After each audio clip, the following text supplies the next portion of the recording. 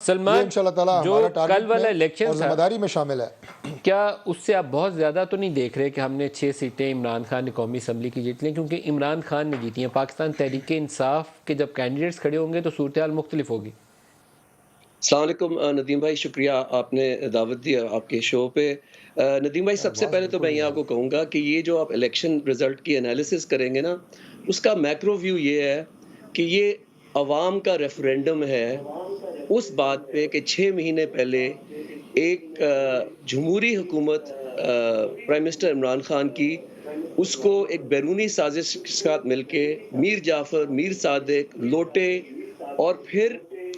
ایک ایسے prime minister کو اور اس کے بیٹے کو مسلط کیا جس کی کیبنٹ جو ہے وہ 60% بیل پہ، اور لوگوں نے 35 سال سے ان کا کردار جو ہے پہچان لیا ہے، اور انہوں نے یہ بھی 6 مہینے میں دیکھا کہ پاکستان جو یہ economic survey government of Pakistan کا ہے 6% گروتھ پہ جا رہا تھا۔ عزت تھی دنیا کے اندر۔ او آئی سی کی جو میٹنگ تھی وہ پاکستان میں سے ہوئی، 17 سال کے بعد پاکستان کی اکنامک گروتھ ہو رہی تھی، اس گورنمنٹ کو گرایا، اور 6 مہینے کے اندر جو انہوں نے حال کیا ہے کہ ایک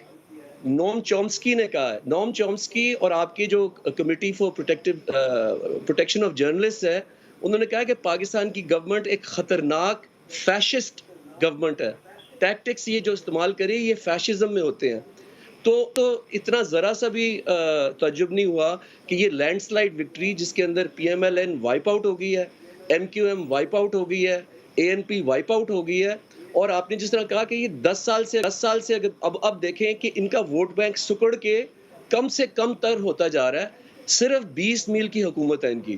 جو شہباز شریف کی جو حکومت ہے پاکستان میں 20 میل کی ہے، اور عمران خان پنجاب، کے پی، گلگت بلتستان، آزاد کشمیر، اور اگر یہ دھاندلی پوری زور سے دھاندلی انہوں نے جو کی ہے سندھ میں وہ نہ کرتے تو ادھر بھی پی ٹی آئی آپ کو نظر آ رہی ہے، اور عمران خان کا بالکل آپ درست لیکن کہہ رہے ہیں۔